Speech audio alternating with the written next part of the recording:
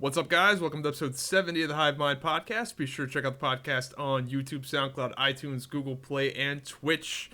This podcast is coming to you in 1440p on YouTube because I just got my new 1440p monitor and I fucking love this thing, dude. I did not think that I would love this 1440p monitor as much as I do, but it is great. It's 1440p, 165 hertz. It's the Dell 24-inch gaming monitor. I think I can't think of the code off the top of my head, but you just Google Dell 24-inch gaming monitor. I got it off Newegg for $350. They had a sale where it was $150 off. I believe that has ended now, but dude, this thing is fucking sick. I really like this monitor. It is a TN panel. It's not an IPS screen, but for me personally, I don't like. I've looked at IPS monitors before in person, and they are like, it is nice being able to view them from different angles. Like, for example, if I don't know, if I had this monitor up in a place to where people like, if I had it like, if I was using it as like a TV screen, then a TN panel is terrible because if you don't view it directly head on, it looks like shit. But that's it. Like, if you're using the monitor like your primary computer monitor where it's dead on, you're looking at it straight ahead, in my opinion, there is not that much of a difference between TN and IPS at all, really. And TN's got some... IPS still has some fuckery about it with response time and ghosting, and whereas TN is, you know, the response times are super low, there's not really any ghosting issues, and it's cheaper. So I went with the TN panel, 24 inches, 1440p, which is kind of rare. I highly recommend that you get a smaller 1440p monitor rather than a bigger monitor. My personal favorite monitor size is 24 inches, 24 inches. I think I have all 24s right now. I have two 23s and a 24. So my primary monitor is, I think this is like 23.9 or something. It's not quite 24. But the main thing is that pixel density. A lot of the 1440p screens out there are like 27 plus inches, and that's fine. You know, you can get away with that. But in my opinion, I would much rather have a smaller 1440p screen where it's, you know, high pixel density, very sharp image. There is a downside to that, which is that if you have less than stellar eyesight, it will make the text very small on some programs that don't scale. One particularly bad example of this is Discord. Discord, I can see it just fine because I've got pretty good eyesight.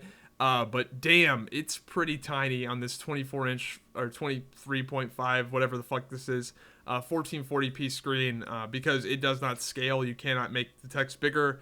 I'm sure that's something they'll update. Let me see if I can give you an example here.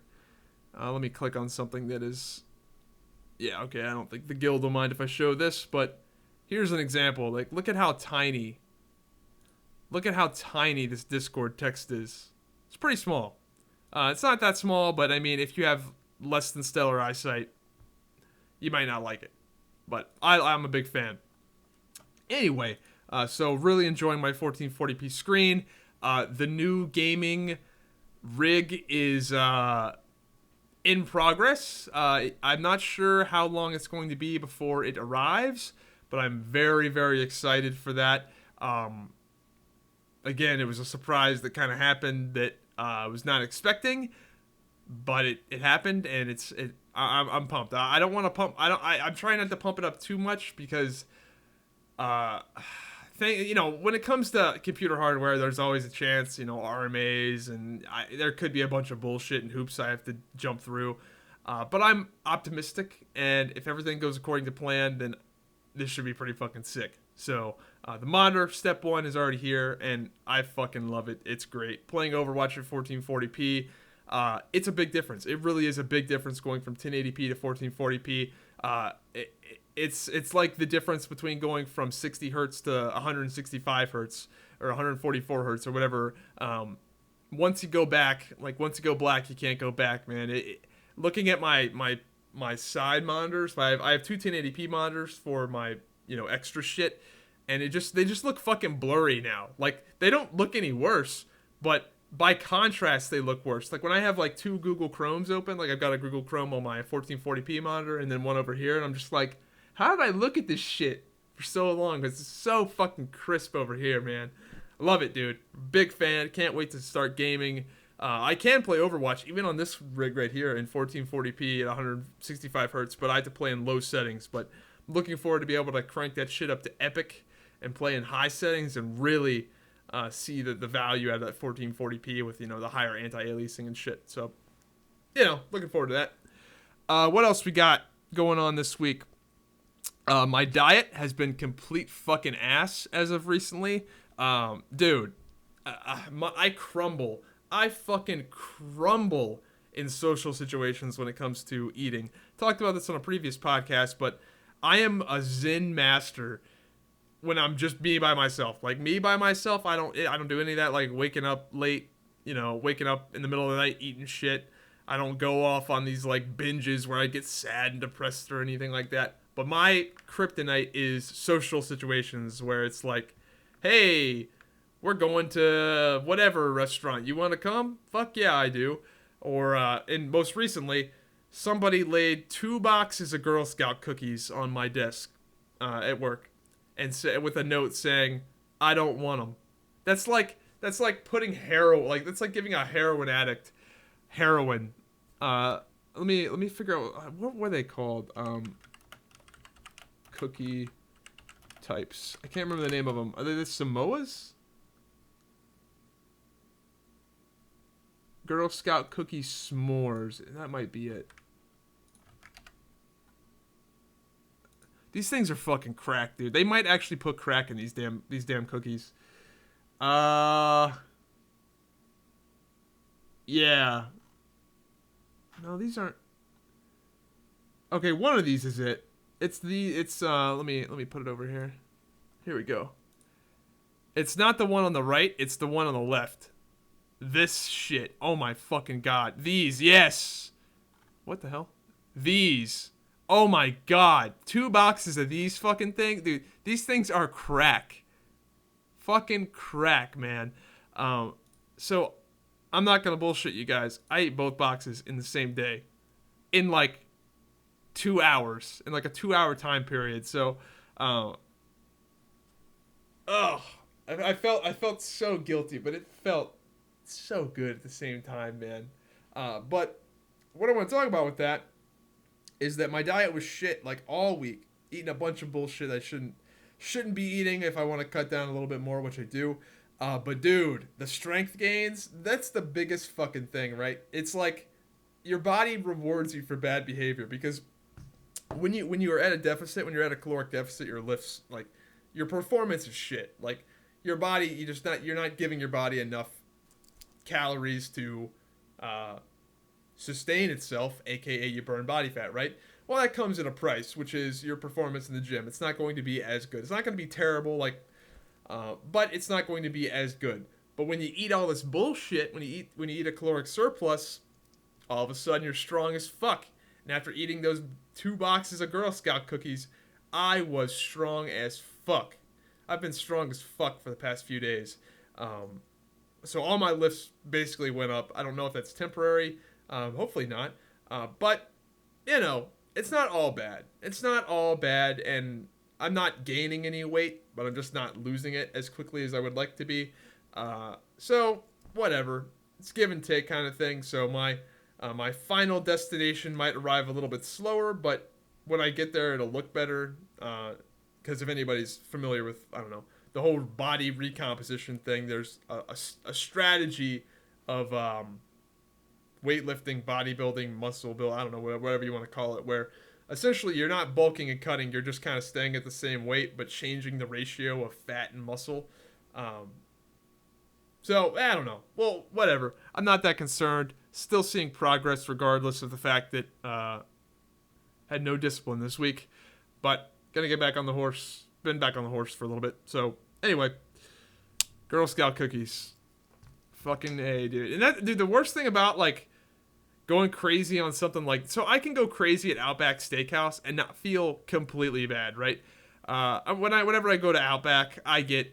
You know, I get the fucking biggest steak they have. I get I don't know, the potato, the mashed potatoes, steak and potatoes, right? That's like, yeah, I'm probably eating too much of those things when I go there, but those are like, pretty core foods. Potato, it's pretty decent carb, and steak is obviously, a sick protein, right?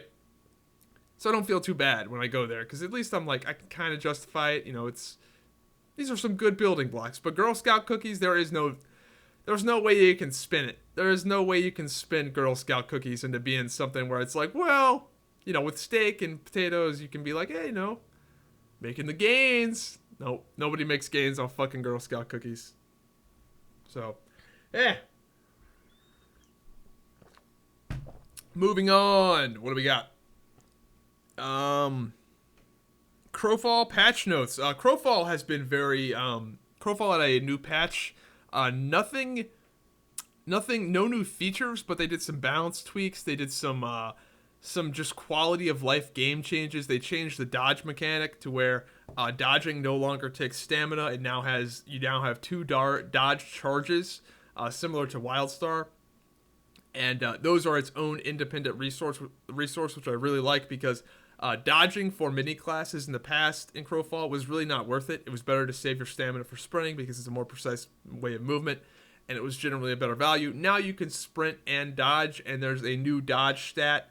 And I'm curious if that dodge stat is going to get up to the point where you can have 3 charges, or I know the way it currently works is that your 2 charges recharge faster depending on your dodge stat.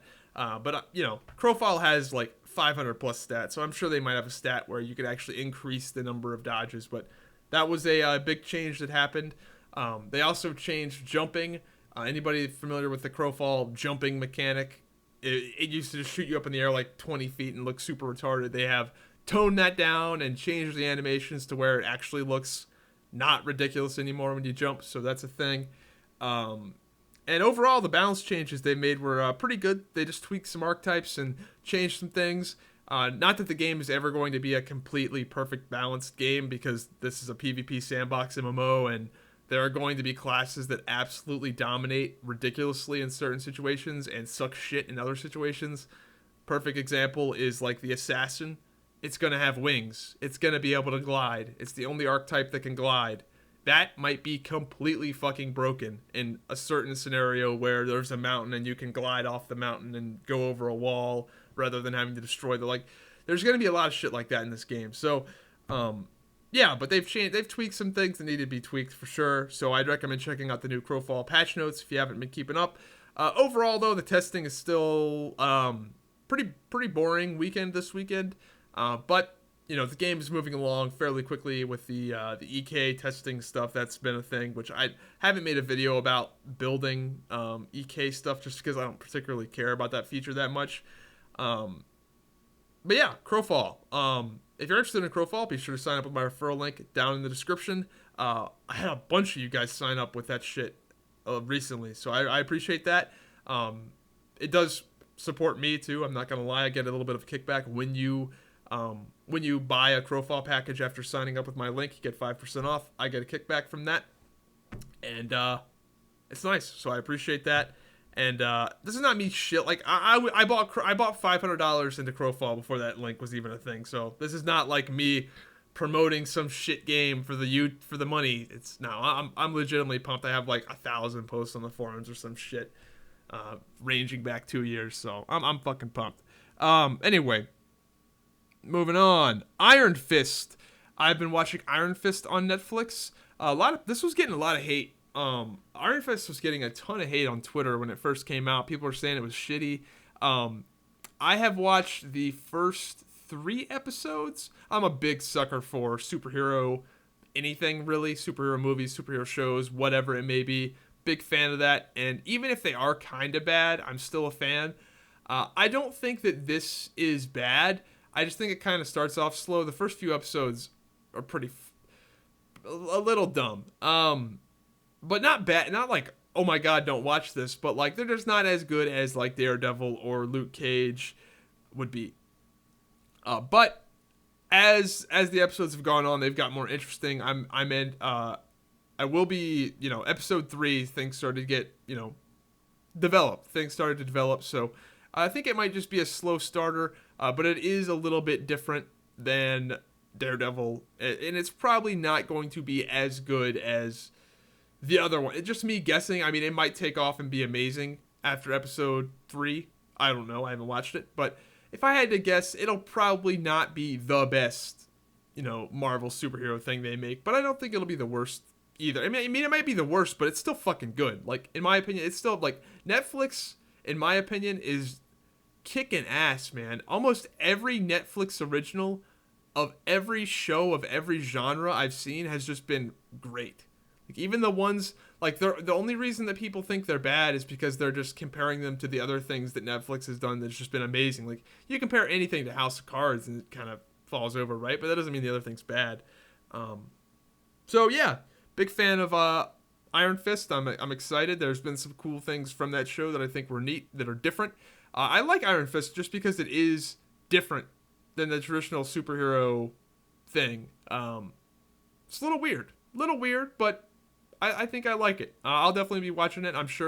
I'm not sure if I'll be able to watch all of it by the time the next podcast rolls out. Maybe. Depends on my free time. But there's a good chance because I'm a big superhero fan of that. Big fan of that kind of shit. Moving on. Got some YouTube drama. YouTube AgeGate is real. Dude, drama alert, by the way, occasionally drama alert uncovers some shit that is like real groundbreaking stuff.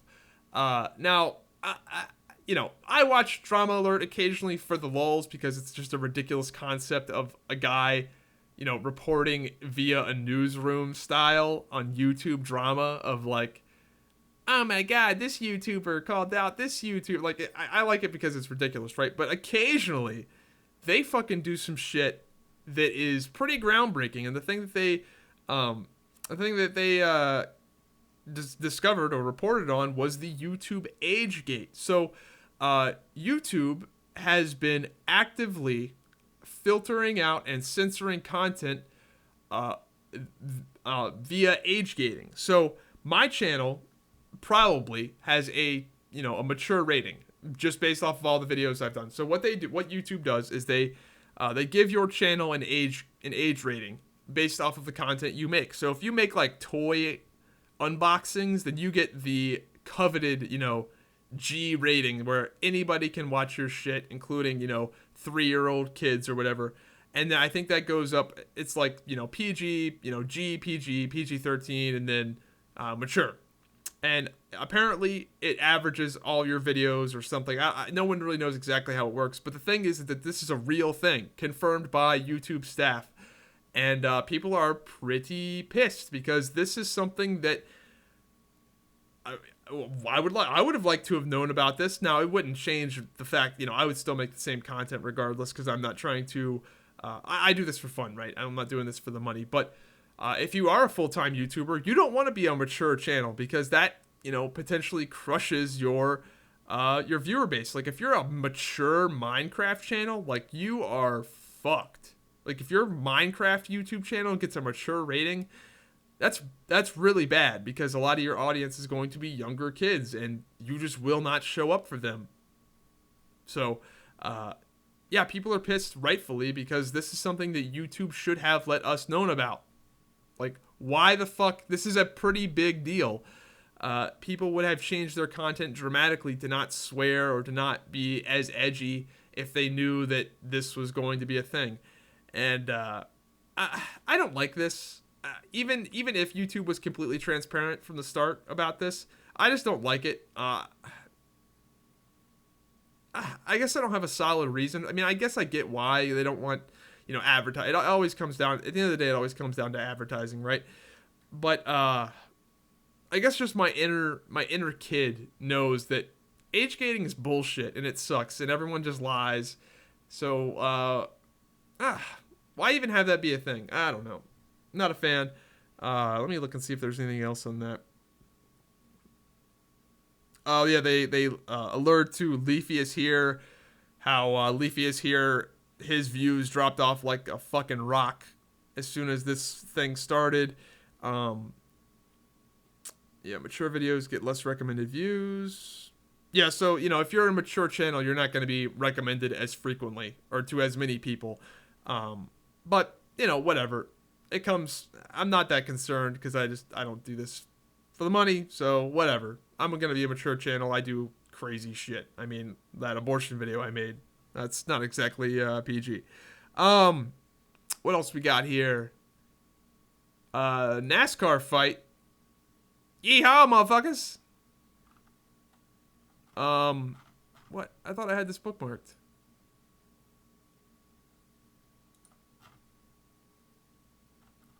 Oh, here we go. Alright. Yeah, there was a fight in NASCAR. Now, NASCAR... This is what NASCAR needs to stay relevant, by the way. This is the guy after the altercation, bloodied up. But anyway, this is the stuff that NASCAR needs to embrace. NASCAR has gone all fucking PG, and apparently back in the day, like back in the 80s and 90s, NASCAR, by the way, used to be the biggest spectator sport of all time. Like, NASCAR used to be retardedly popular because it had this, like, excitement where the drivers would wreck each other and get into fights and shit. And they started, like, fining the drivers and really discouraging this shit. What are you doing, NASCAR? This is what you need. You need this shit. So, here's the fight. Dude's pissed. He got wrecked. Just walks over.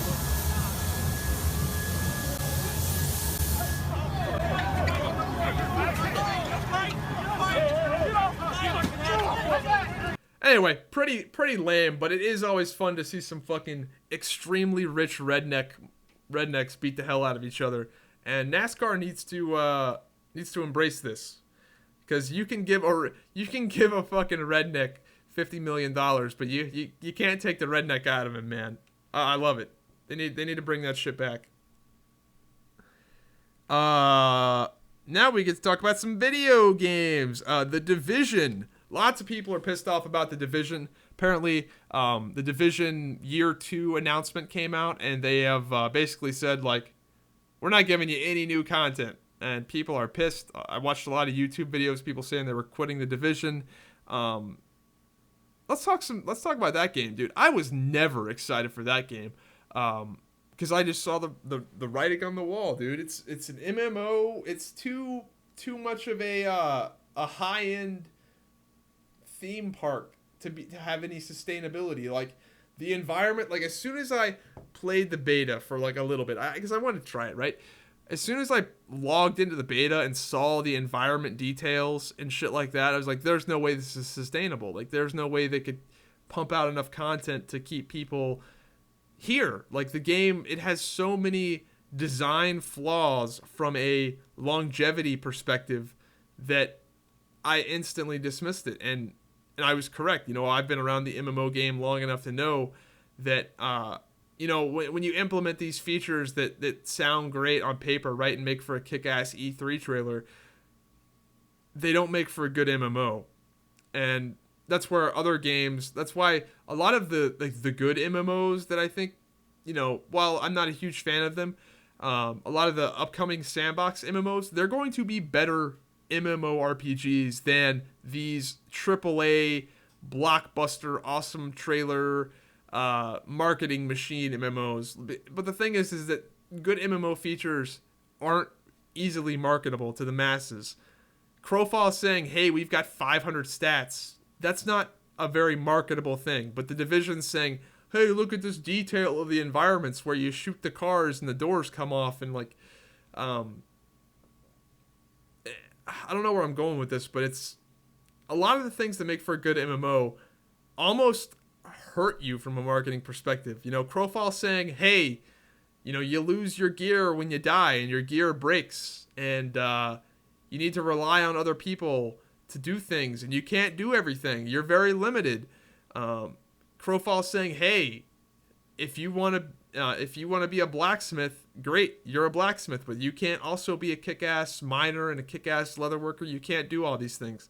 A lot of good MMO design is restrictive in nature because you have to build that player interdependency to make for a good game, to make for good social experiences. With Crowfall, if they came out and marketed the game saying, hey, the gear breaks, I guess their marketing, Crowfall is going to be a niche game, but nobody wants to hear in the E3 trailer how the gear breaking is going to make people be interdependent and keep the economy rolling, and make sure there's not gear inflation and shit like that, right? So I don't know. Hopefully that made sense. I don't want to ramble on about that too much. Oh, we got some big news here. The Trump tax returns. This was the fucking biggest fail I've ever seen with the Rachel Maddow thing. Rachel Maddow came out on her show and made this huge big deal about her having Trump's tax returns, and hyped it up ridiculously. And people, all tuned into her show. And after her hyping it up for an hour or whatever, she revealed them, and it turned out that it was one page of a 2005 tax return. And the big bombshell is that Trump made a shitload of money and paid a shitload of taxes. So, dude, what a fucking fail. So, the Trump tax return was from 2005. He paid a 25% effective tax rate. Now, that doesn't sound like a lot for Donald Trump, but it is a lot when you compare it to other rich people. The thing is that rich people, their effective taxes aren't as high as you would imagine, because they've got just the way their assets are, write-offs and things like that, right? And I'm not against people trying to pay as little taxes as possible, because I do it. I try to pay as little taxes as possible. But, I paid my taxes because the IRS is fucking scary. And side note here, in my opinion, individuals not being taxed enough, or individuals dodging taxes, is not the real tax issue. Donald Trump and, Bill Gates and Warren Buffett, as individuals, they pay their fair share in taxes. My issue with taxation is the corporations. And I am the biggest fucking capitalist ever. I'm the biggest, lower taxes is better, smaller government. I'm all for that. But at the same time, when you look at what Google does, where Google will license their algorithms to Bermuda, to where they pay no taxes on the Google search engines and shit like that, that's fucking crazy. The tax avoidance at the corporate level is absolutely absurd. There is so much money that is not being taxed at the corporate level that is just ridiculous. And the problem with that is that corporations aren't people. So the thing is if Bill Gates doesn't pay his taxes, he is fucking responsible for that. If Microsoft goes off and doesn't pay their taxes as much as they should, Microsoft gets in trouble, but it's not like an individual. An individual is not going to get locked up for this shit, right? So, the corporate loopholes, definitely, that shit needs to be fixed. And that's coming from a guy that's, pretty anti-tax, but it's gotten ridiculous. It's gotten fucking ridiculous. So, that's my stance on tax. But anyway, so Donald Trump ends up paying a 25% effective tax in 2005. To put things into perspective, Donald Trump paid 25% in taxes. Warren Buffett pays 15% in effective taxes. Warren Buffett is rich as fuck, if you don't know. Big investor, but I'm a big fan of Warren Buffett, even not of his politics, but of his investment strategies and shit. Obama paid 19% effective tax. Romney paid 14.1%. Bernie Sanders paid 13.5% effective tax.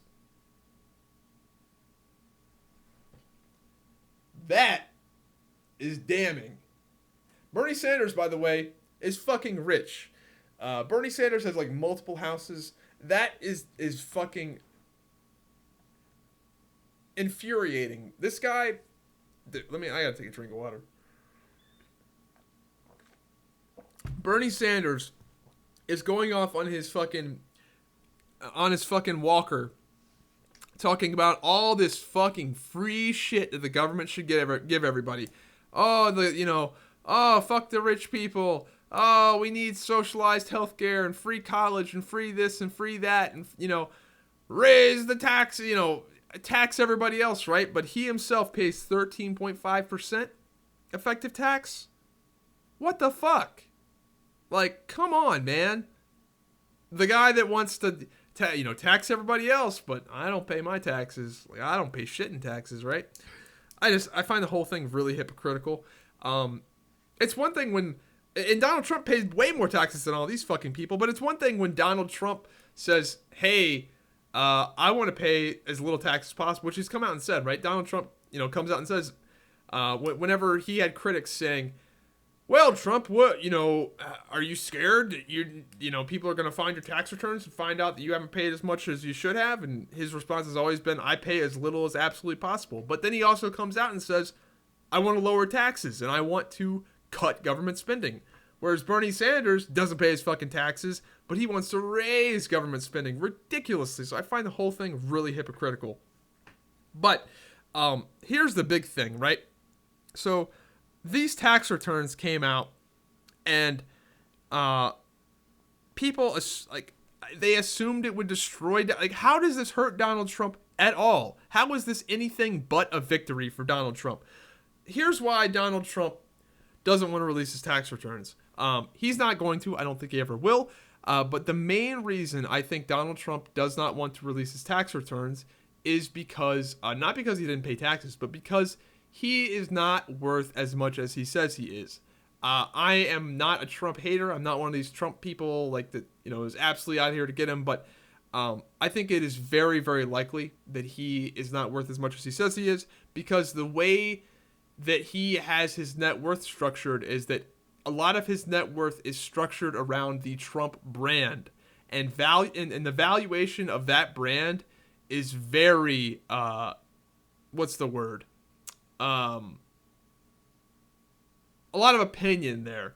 I can't think of the right word for that. But essentially what Donald Trump does is he's rich as fuck. Like, he is unbelievably rich. Like, instead of his, whatever he says, $7 billion he's worth, he might be worth actually like 4 or 5. That's what I'm saying. And he's egotistical. Like, everyone kind of knows. Yeah, Donald Trump, he's got a big fucking ego. Whatever. Whatever. So he doesn't want it to come out that he is not as rich as he says he is, because he can inflate his net worth by saying, hey, the Trump brand, that's worth $2 billion, right? Whereas in reality, like, how do you put a value on that? Like,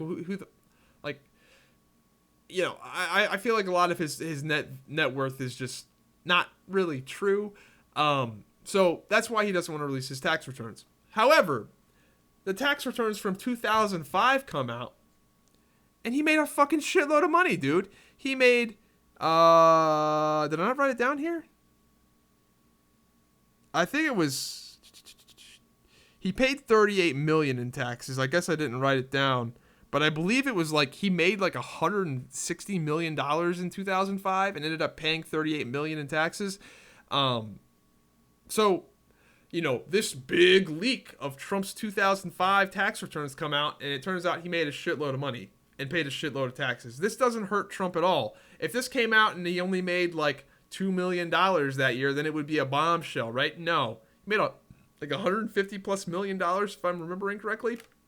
So, I mean, maybe this is conspiracy wacko land, but I think in a way Trump could have leaked his own fucking tax return. I think he, in a way, like, because this only helped him. How does this hurt him at all? Both on both fronts, the Trump's not worth as much as he says he is front, that kind of gets dismissed by this tax return. If you make $160 million in a year, it's kind of a lot of money in just income, not counting, investments and all the other shit. And then not paying taxes, that's obviously not true, because he paid $38 million in taxes. So, I think in a way, maybe he did leak his own return, and maybe 2005 was a favorable year for him, and he said, hey, let's give him a little bit. Let's give him a little, let's tease him a little bit. And what this does is that this completely delegitimizes the Trump tax return agenda. The people that are pushing for Trump's tax returns just lost a ton of steam in their argument. I think now that this has come out, there is a 0% chance that Trump will actually release his full tax returns. Because the public at large has seen some of it and goes, dude, he's fucking rich, and he pays his taxes. So there won't be that pressure there. There won't be the pressure for Trump to release his tax returns because this supposed leak has come out and shown that there's not really anything to see here.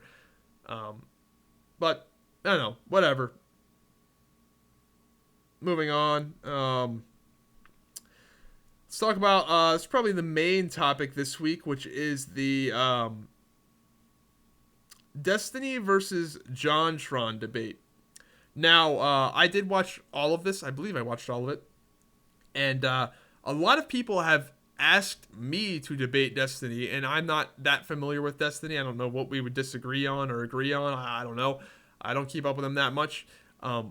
But that's been a very popular comment from like multiple people. Like, you should debate Destiny. I guess people that are fans of both of us know that we would disagree about something and think it'll be entertaining. I don't know. I'm probably not a big enough fish in the sea for him to even give a fuck.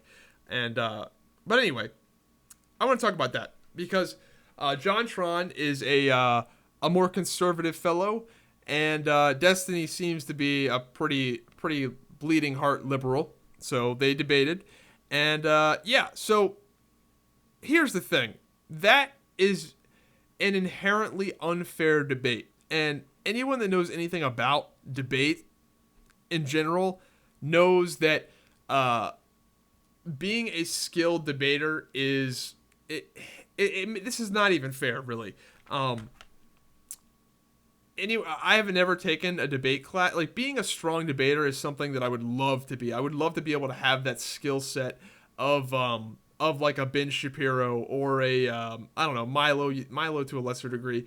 But like, I would love to have that skill set, and it absolutely is a skill set. If you take debate classes, you do not get to choose the topic that you debate, right? So let's say you're taking your debate class, and the debate is pro-gun versus anti-gun. You get assigned a position. You don't get to say, like, well, I'm pro-gun, so I want to debate pro-gun. No, that's not how it works. The whole point of taking a debate class is debating things that are that you don't agree with, that may be wrong, but phrasing them in a way and putting them and changing the perspective in such a way to where they appear to be right. Debate is all about gotchas and kind of making the other guy look like shit rather than making yourself look good. And Destiny is a far stronger debater than JonTron. And I'll come out and say that I am probably a very weak debater. I could go out and debate against somebody, like I'm pro-gun, just an example. I could go out and debate a guy that's anti-gun. And while I have a lot of excellent points for why pro-gun is just the way to fucking go, in a realistic world, but I would probably get absolutely murdered by some hardened left-wing hardened debater. I would get destroyed because it's debate. Just because somebody wins the debate does not mean they're right. I guess that's what I'm trying to get at here. And Destiny, I will say, I'll say he won. He won the debate. Because JonTron was caught off guard. JonTron kind of fell into some of the Destiny debate traps. And a lot of people say Destiny's not a good debater because what Destiny does would not work in a formal debate. And I would say, yeah, that's true. Like, if there was a moderator, the moderator would have called Destiny out on a lot of bullshit. But that's not the case here, that there wasn't a moderator. And Destiny was the far better debater in this essentially debate street fight, which is what this was, where there aren't really rules and people use dirty tactics and do dirty things. For example, a tactic that Destiny, from what I just saw Destiny would do, is that he would throw out so much fucking shit. Like, Destiny would just be like, bam, bam, bam, bam, bam, bam, bam, and throw out all this fucking shit in such a way to where you just can't respond to it all. And another thing he would do is like the thing where he would say, whenever Destiny would, or whenever JonTron would bring up the like a thing about, like, he would try to compare Europe and the United States and say, hey, this is happening in Europe, that's kind of similar cultures, right? And he would try and draw comparisons between Europe and the United States, and anytime there was a valid comparison, Destiny would go, but we're not talking about you, we're talking about the United States of America. And it every fucking time, it's like, we're talking about the United States of America. It's like, fuck, dude, so annoying. So I've got a few notes here on this. JonTron, I think a lot of people probably assume I'm on his side in a lot of this. I'm not on really either of their sides. I think JonTron, I definitely disagree with him on some shit. But I think that the way this was framed and the way that JonTron kind of got caught off guard is that he was kind of made, not that Destiny intentionally made, well, yeah, he did, but I think JonTron was just kind of unprepared. I think that is an understatement. And the thing is that when you take up the more conservative viewpoints when it comes to immigration, it's very easy for someone to make you look bad because it's something that people don't want to hear. Nobody wants to hear that there might be potential downsides to immigration. Everybody wants to sing Kumbaya and, you know, nothing is wrong, nothing's happening here. There are, you know, maybe the mass immigration of people that don't share the same ideologies or respect your same core values as you, maybe there's some downsides to that. No, that doesn't sound sexy. Everybody wants to, you know, it feels nice being like, we should accept everybody. Everybody is equal, and everybody, you know, we're all Americans, and everybody is, you know, on Team America.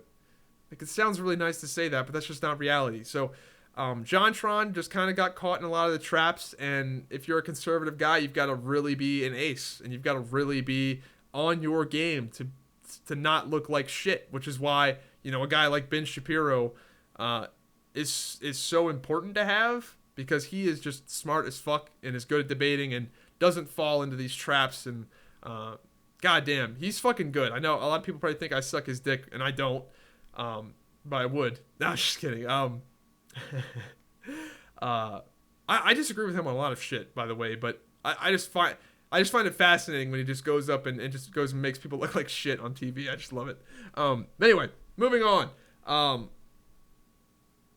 So JonTron, his big thing was that whites are becoming a minority.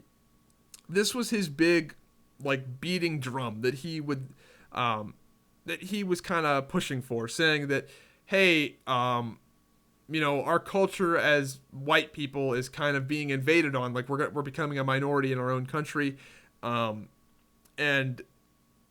he was really making a big deal about that. How like white people in whatever I can't remember you know, white people used to make up like 90% of the United States, and now it's like 50%. It's much lower, and it's dropping off like a rock.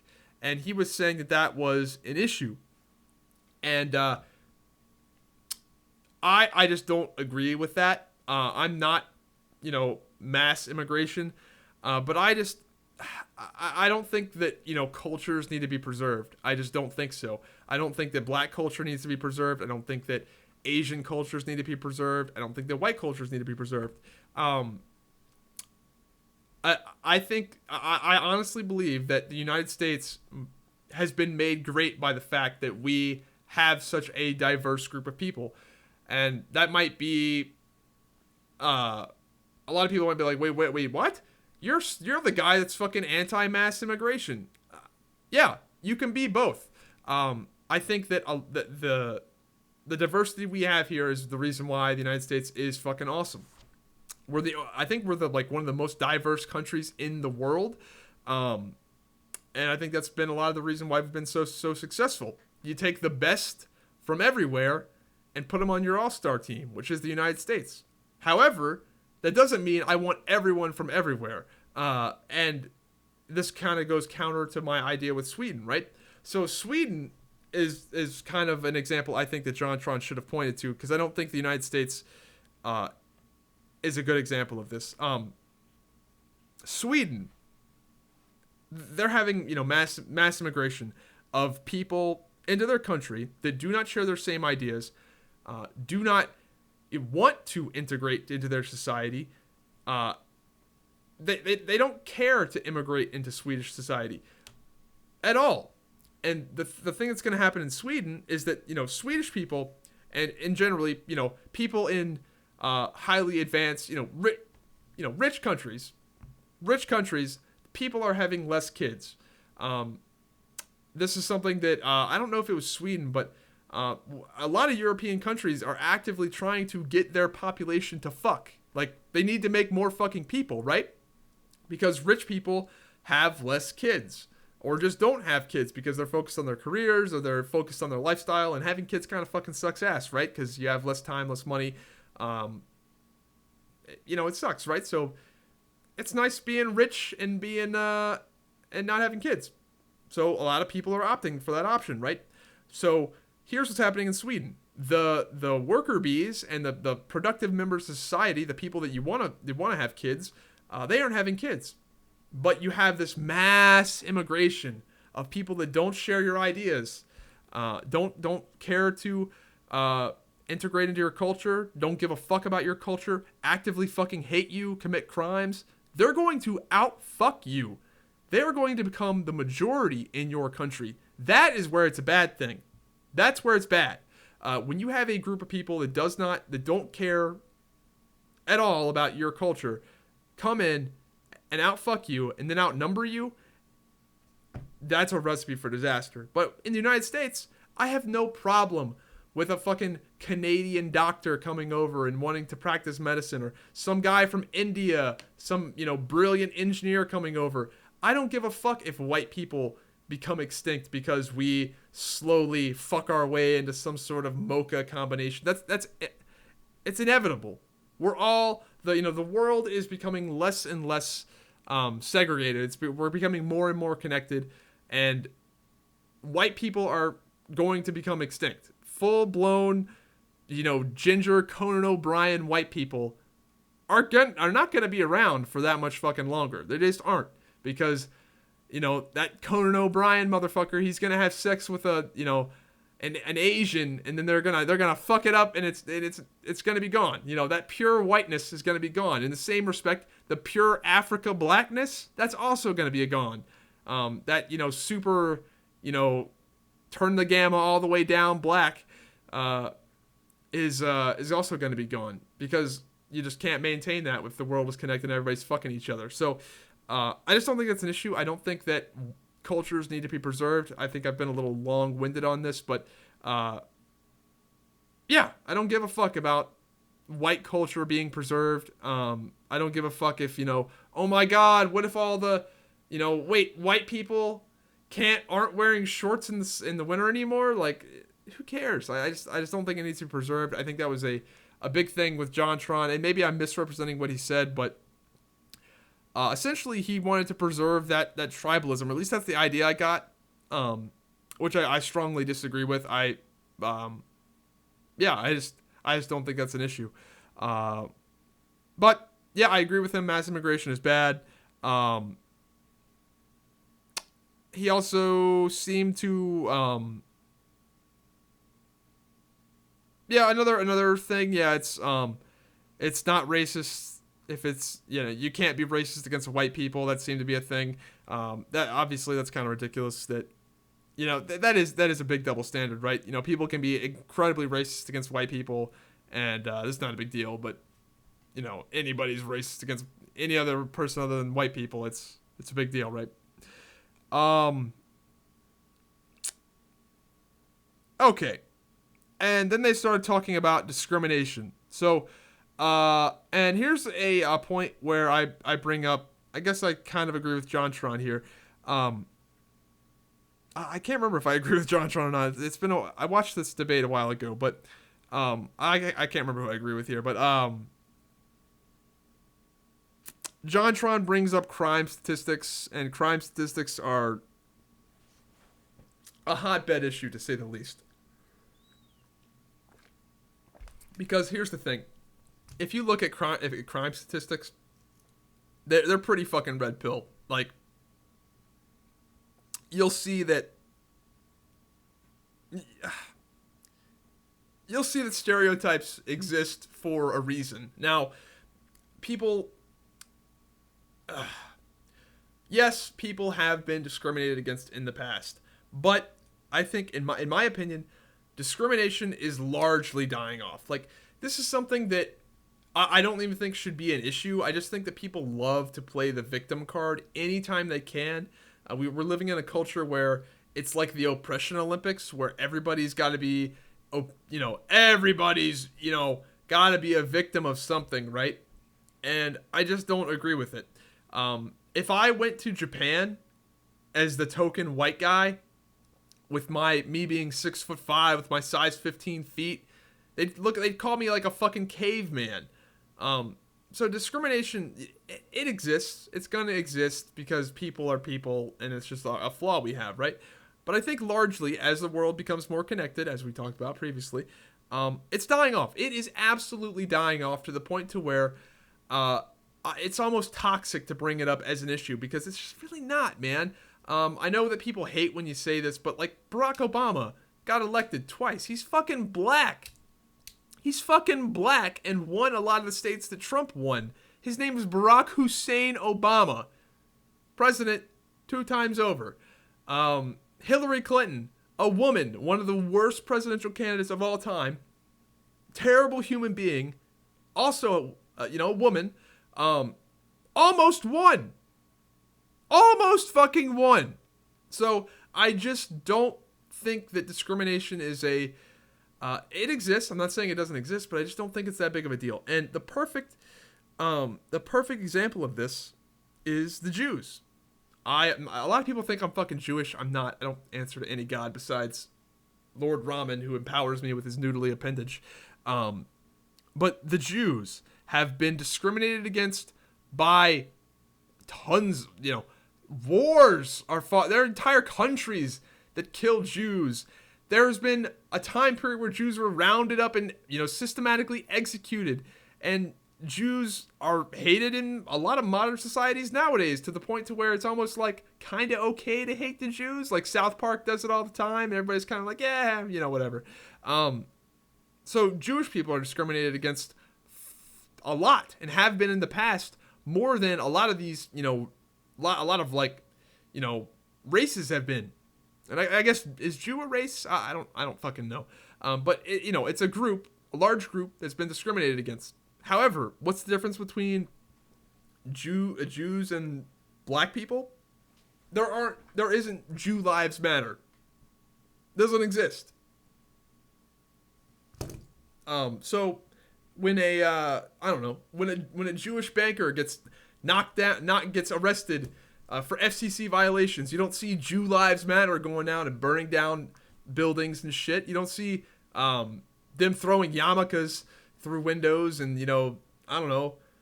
spinning dreidels in the street, obstructing traffic. You just don't see that shit. And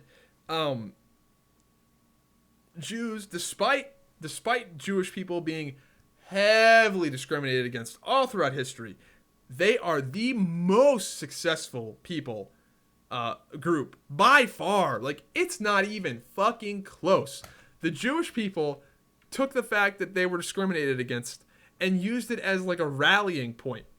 They said, hey, look, all these fucking people hate us, so we need to be on our game. We need to be the shit, so that we can, counteract this. And it's almost like they hate us because they ain't us kind of deal, right? If anybody's seen the Dictator, is that the movie, The Dictator, the North Korea movie, with Seth Rogen?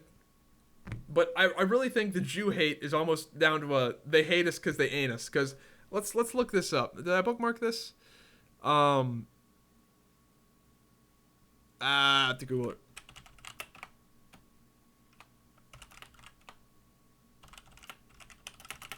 Oh, I'm sorry about this, guys. Okay, here's the fucking... Look at this shit. Look at the Jews. The Jews absolutely fuck up everybody. Income ranking by religious groups. Median annual household income in 2000. The average Jew is making 72 grand. The average, where's Christian? The average Muslim is making 31. So the average Jew is making more than double the average Muslim. Church of God, I don't know what that is. Is that just like normal Christian? I don't know. $26,000 is the average. Again, Jew, 72,000. Catholic, 47,000. Christian unspecified, 47,000. I guess that's, whatever. But my main point here is that is that the Jews have been hated so much, but yet are so successful. So, yeah, I think that everybody gets discriminated a little bit against. Some more than others, some more deservingly than others. But that doesn't, the Jews are a perfect example of, they didn't, the Jewish people didn't go, oh my God, Jew lives matter and fucking, I don't know, whatever. They didn't do that. They said, fuck it, we're going to buckle down and just kick all your asses. And they did. And they are. They're fucking winning. A lot. Like, this is like, the Jews are like the Patriots, bro. They're like, they just keep fucking winning. And everybody hates them, but they keep fucking winning. So, I don't know, man. I respect the Jews, man. Them the little, like, look at you got Ben Shapiro. He's a Jew. He wears a yarmulke. Like, this fucking guy wears a yarmulke everywhere he goes, which is a little douchey.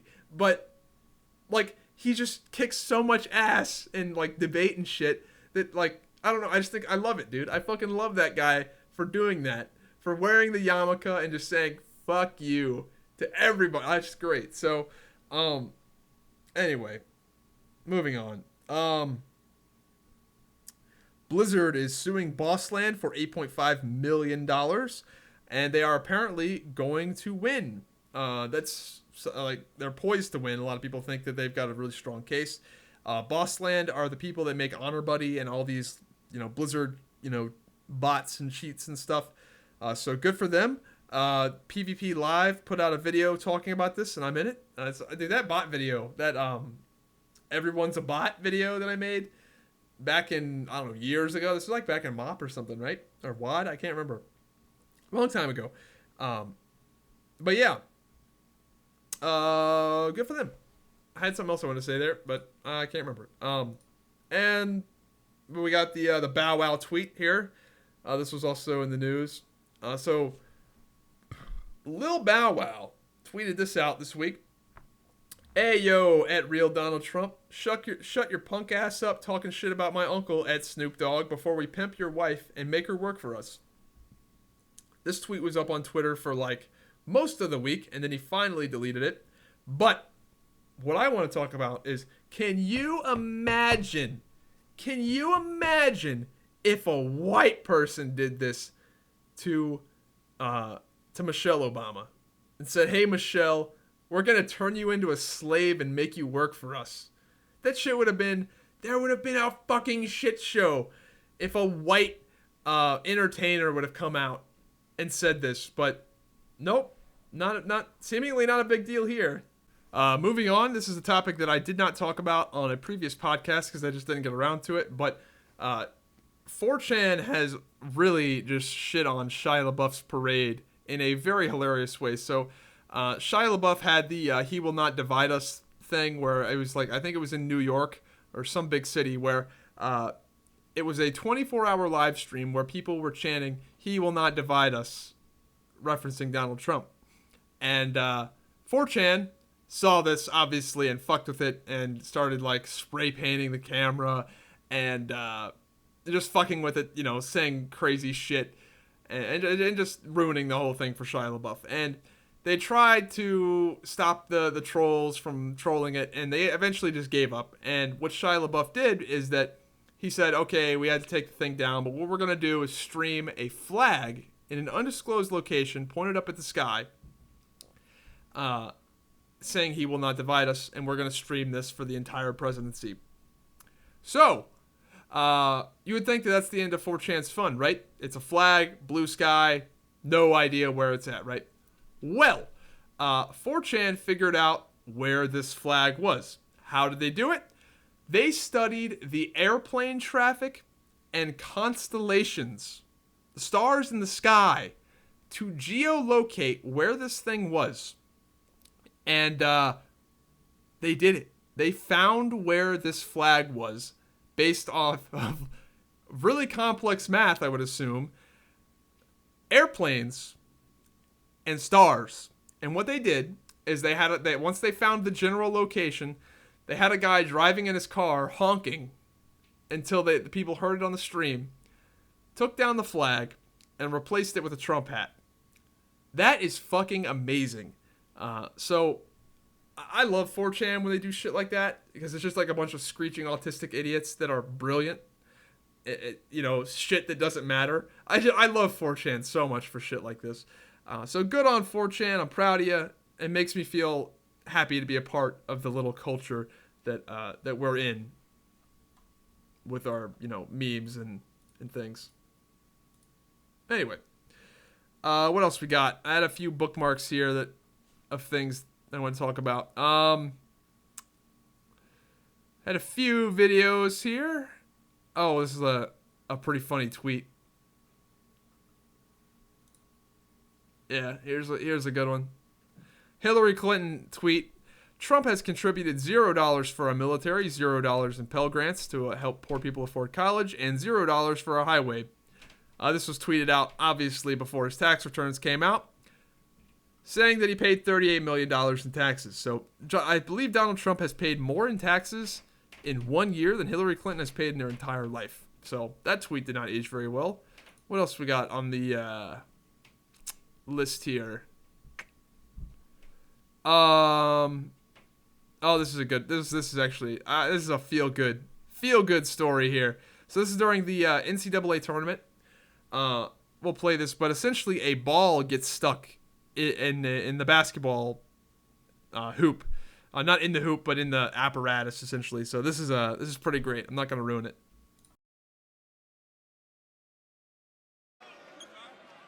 Should the official have to get this? Do we have an acrobat in here? I mean, somebody behind the goal here. They are trying to dislodge this basketball from the hoop, and they can't do it. And it almost did how it not caught the other side of the goal. And this thing is jammed in there real nice. This is the ultimate game of course. If you can also get the ball to go in the bucket, you should get points. That's my feeling. They've got like a 7'6" guy with a stick trying to bash this thing out. Nobody's having any luck. That's Lazaro Rojas, who is redshirting. 6'11", the freshman out of Brazil. He's making contact, but he can't quite get it free. Oh, here's a little fella. Oh, this is great. They're going to allow this little guy to do it? He's a chance to be a hero. This young man will be on national television everywhere. Hey.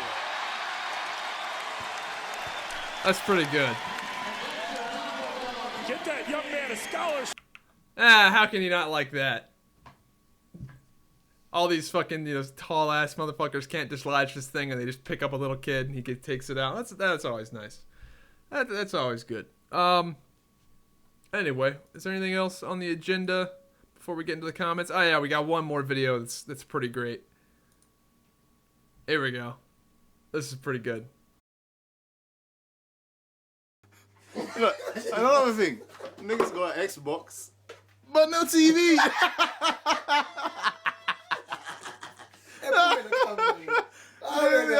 got dough, He's got money. But he wants to buy LV belts. With no TV. How does that make sense? Niggas got 5 G-Shocks, but no TV. Niggas got 200 games, but no TV. How does that make sense? Niggas got 3 pads, but bed is broken.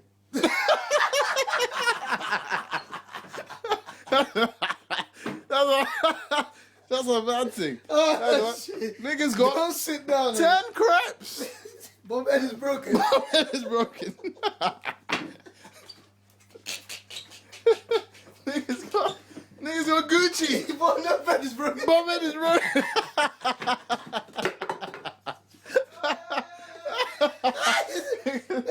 Niggas said what? Niggas got Ralphie bag. But bed is broken. That's fucking great. Yeah, dude. People from the UK, black people, they're fantastic. I wish we had more of them. We need more of them in the United States. They seem pretty fucking fantastic. Every time I see I don't know if it's just the accent, but like they just seem like they're fucking hilarious, like all the time, like they no matter what. So anyway, I believe that is it for podcast stuff. I believe.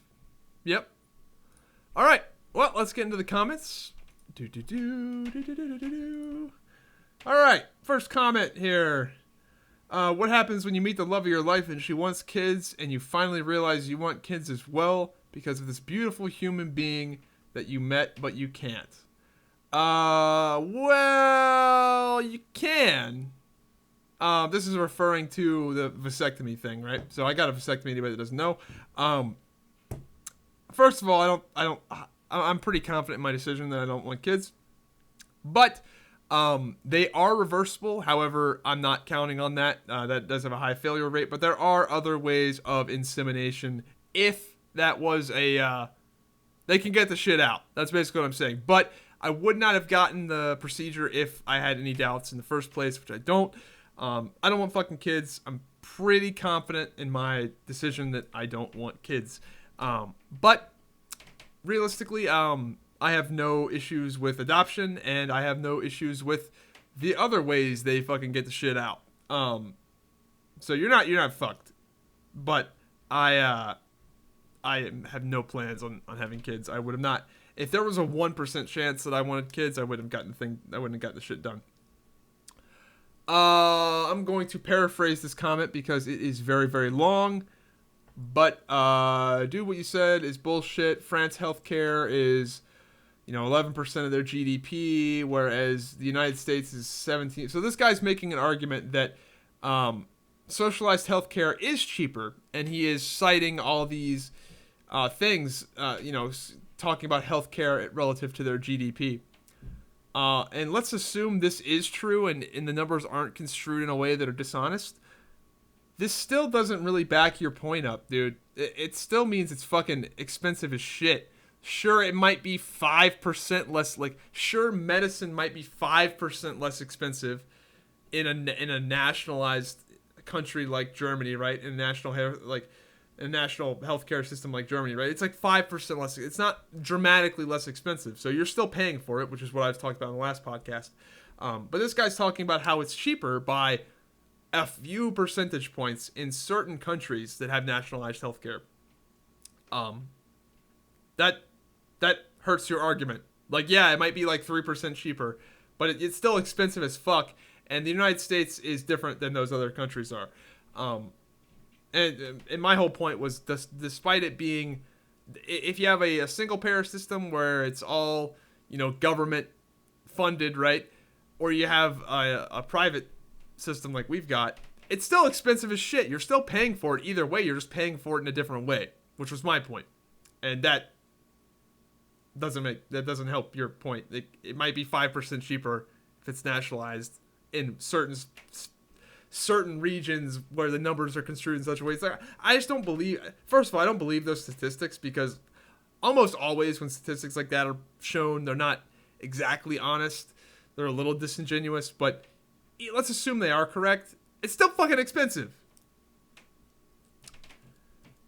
Man, you gotta up the ante on the solo podcast and talk to you in Discord. Okay.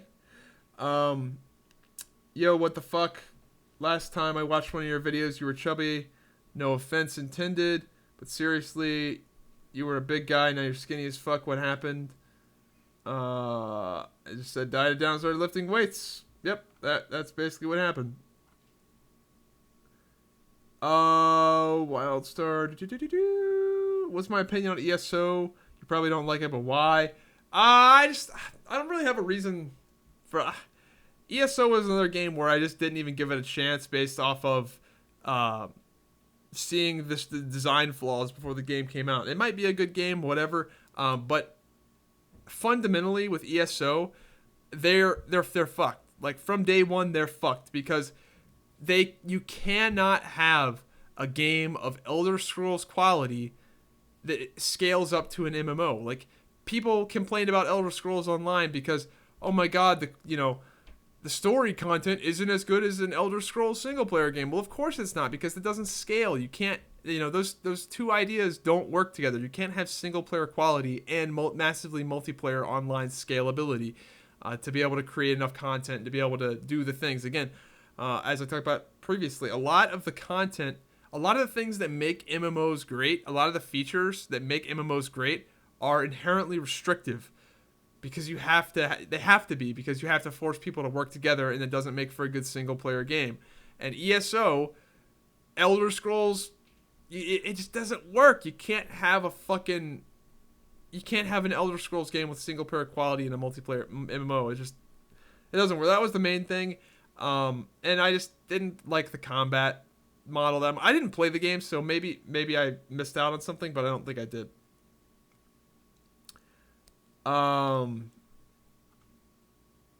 Moving on. I popped a blood vessel in my eye taking a shit one time, and I've replied, that's why using good form is so important. 4 people thumbed that up. I appreciate that you appreciate that joke. To be fair, you can't call it Trump Care because he hasn't signed it yet. I'm calling it Trump Care because they called the other one, they called Obamacare. I don't know. Whatever. It's semantics. Some people are calling it like Republicare or I think it was Republicare. There's some other term for it that I can't remember. The GameCube was Nintendo's greatest console, had specs close to the Xbox 360 and PS2, released the most AAA titles, also had tons of exclusives that were amazing. Yeah, I like the GameCube, man. GameCube, in my opinion, was the last great Nintendo gaming system. A lot of good games came out of that era, man. What do I think about the JonTron Destiny debate? Oh, you're in luck, this podcast. What are my thoughts on these pickup game communities and the art of picking up women and the content they create? So there's a whole demographic of people that create YouTube videos for picking up chicks. And my response was, I'm not really a fan of it.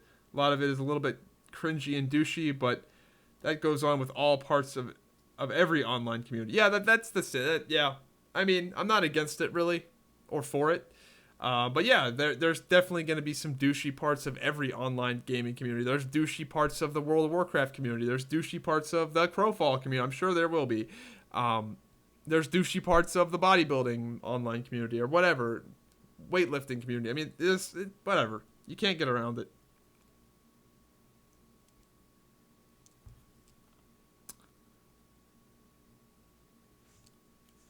Some guy's talking to me about powerlifting. Very, very long.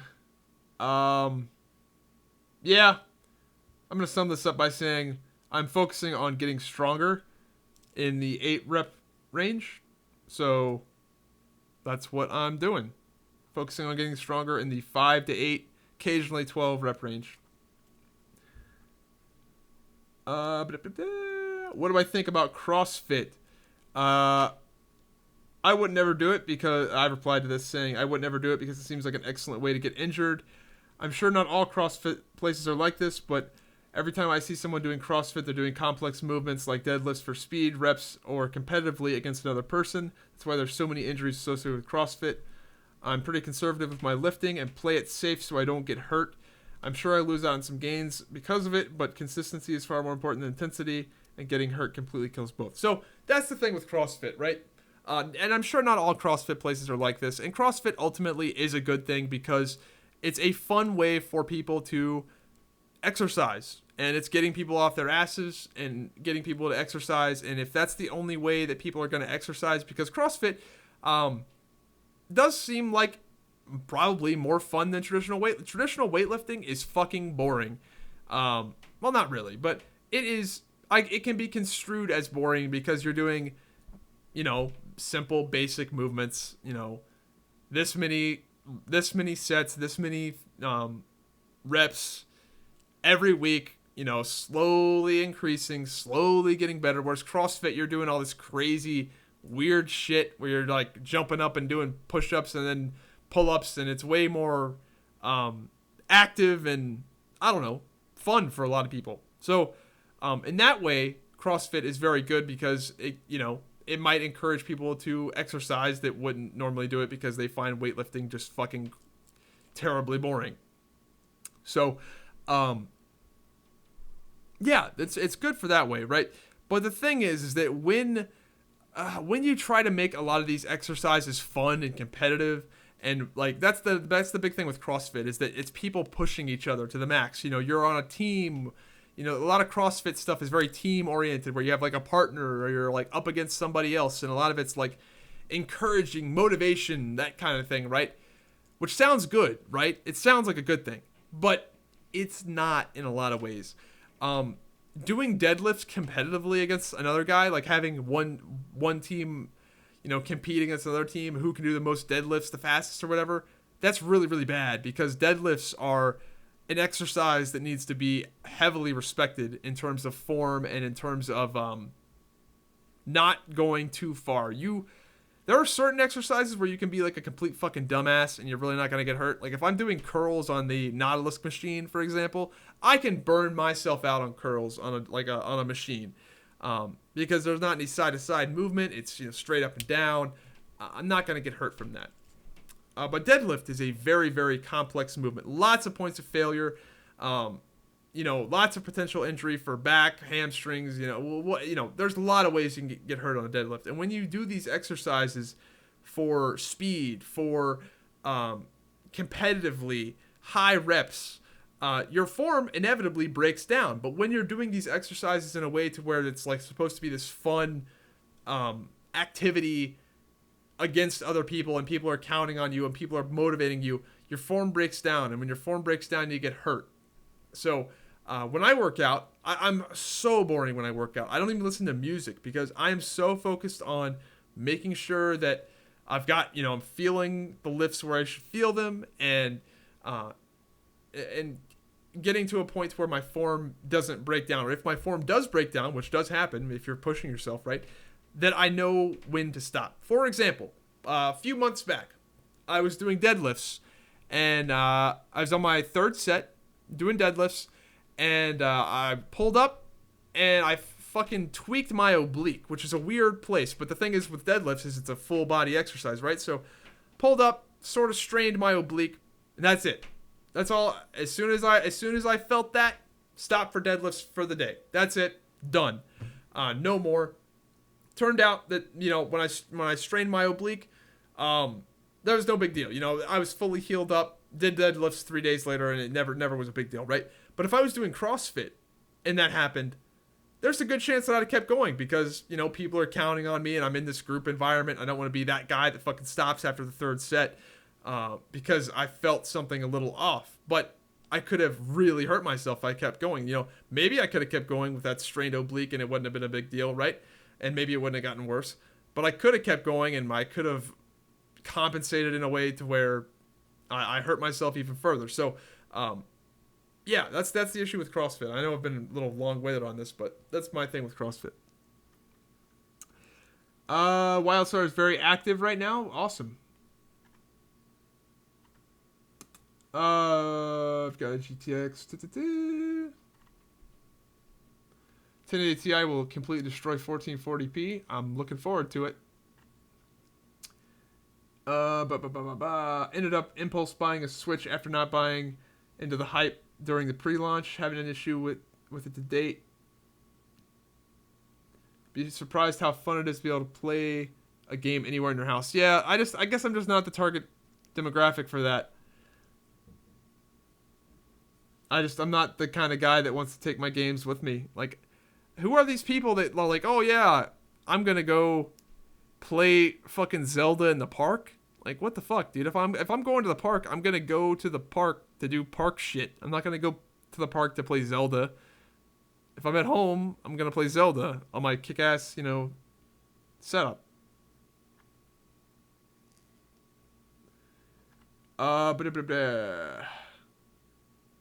If I cut the politics from my podcast, it could take off. Then somebody else replied, the politics why subscribe. So that's the thing. There's definitely some with my podcast there are there's some people that like the solo podcast better. There's some people that like the podcast guests better. There's some people that like politics talk. There's some people that don't. And my general consensus to all this has been, I'm just going to keep doing what I'm doing, which is variety. And there might be some stuff you like, there might be some stuff you don't like, But luckily, you can skip around, and I do timestamps and things like that. Not every podcast is going to be awesome for everybody. And I'm sure when Crowfall comes out, there will be a lot of people that are pissed off because I'll be talking about Crowfall a lot. But you can skip that shit.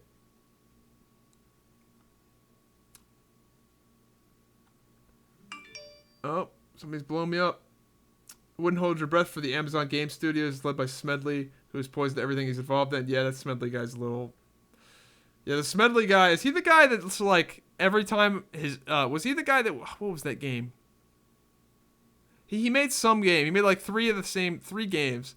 And every single time he would make a new game, he would talk shit about his old game and saying that this game was going to be different. He did it like 4 times in a row.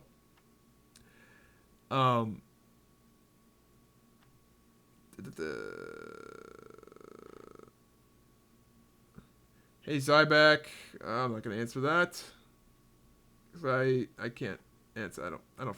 Yeah, I'm not gonna answer that. None of your damn business. Some guys asking for specific Crowfall videos for certain classes. Yeah, Crowfall videos will come. Crowfall videos will be more frequent when Crowfall is more of a game. Right now, Crowfall is not much of a game. It's kind of a list of features smashed together and with no real game yet. So those videos will be coming. I appreciate all the people that are amped up about Crowfall. A lot of you guys are very pumped up for it, which I'm pumped up for because, yay, people are interested in a game I'm interested in. It's kind of a niche thing. So thanks again to all the people that use that Crowfall affiliate link to sign up for Crowfall. You get 5% off if you use that link and sign up with that link in the description. So yeah, Crowfall is hopefully going to start getting pretty exciting here in the next few months. Yeah. Anyway, hope you guys enjoyed the podcast, episode 70. Be sure to check out the podcast on YouTube, SoundCloud, iTunes, Google Play, and Twitch, wherever you want to listen to it.